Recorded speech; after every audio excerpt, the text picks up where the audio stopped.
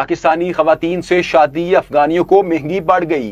Supreme court of Pakistan ने एक अहम हुक्म में पेशावर हाई कोर्ट का वो फैसला मुअत्तल कर दिया जिसमें कहा गया था कि पाकिस्तानी खवातीन से शादी करने वाले अफगान मर्दों को पाकिस्तानी शहरियत और पाकिस्तान ओरिजिन कार्ड जारी किया जाए।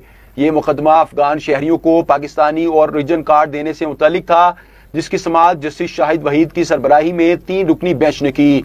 अदालत ने additional attorney general Rana Asadullah और नादरा के वकील पेश हुए। समाअत के दौरान एडिशनल अटॉर्नी जनरल ने अदालत को बताया कि हुकूमत ने पेशावर हाई कोर्ट को 1 दिसंबर 2023 के फैसले के खिलाफ अपील कर रखी थी। इस फैसले में कहा गया था कि अगर कोई अफगान शहरी पाकिस्तानी खातून से शादी करे तो इसे पाकिस्तानी शहरियत और POC कार्ड दिया जाए।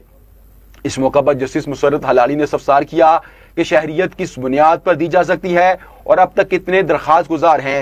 एडिशनल अटॉर्नी जनरल ने बताया कि अब तक 117 दरख्वास्त गुजार हैं, जिस पर जस्टिस मुसर्रत हलाली ने रिमार्क्स दिए कि ये तो वो लोग हैं जो सामने आगे हैं, बाकी कितने हैं।